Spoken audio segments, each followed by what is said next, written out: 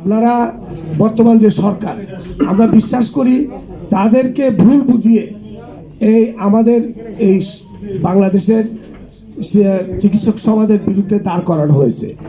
আমরা তাদেরকে বোঝাতে ইনশাল্লাহ সক্ষম হব এবং আজকের সাংবাদিক সম্মেলনটার লক্ষ্যই কিন্তু সেটা। আপনাদের মাধ্যমে আমরা তাদের কাছে এই মেসেজটা দিব যে they are going in the wrong track, এবং এটা যদি সত্যিভাবে আপনারা তুলে ধরতে পারেন, আমরা যদি এটা তুলে ধরতে পারি, they will definitely come to the right track.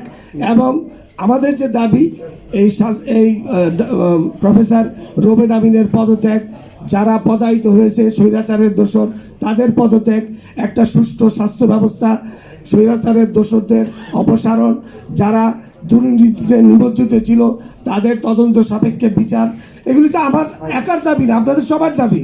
তো কাজে কাজেই এই সরকারও, এই জনতার সরকার, তারা এটা শুনবে এবং ইনশাল্লাহ আমাদের দাবি মানবে। আমাদের হয়তো আগামী দিনে সংগ্রাম আন্দোলন অব্যাহত রাখার খুব একটা দরকার পড়বে না, কিন্তু যদি আমাদের ন্যায্য দাবি মানা না হয়, বাংলাদেশের চিকিৎসক সমাজ কোনোদিনও আন্দোলনে অত্যাচারে ভীত হয় নাই।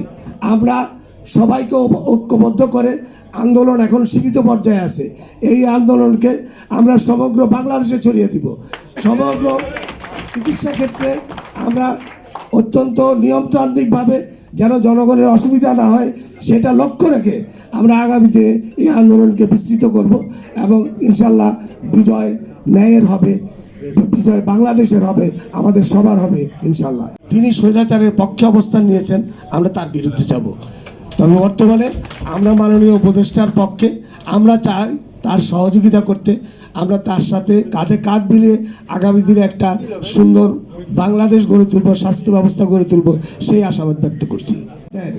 যেই কমিটিতে যারা সম্পৃক্ত, তারা আসলে যারা real stake holders of the health, তারা সম্পৃক্ত করা হয় নাই। তো সংস্কারে যদি যারা স্টেক হোল্ডার্স তাদেরকে সম্পৃক্ত করা না হয়, তাহলে কোনোদিনও সেই সংস্কার ফলপ্রসূ হয় না। সেই জন্য আপনাদের মাধ্যমে আমরা আহ্বান জানাচ্ছি এই কমিটিটি বাতিল এবং নতুন একটি কমিটি পুনর্গঠন করা। ধন্যবাদ।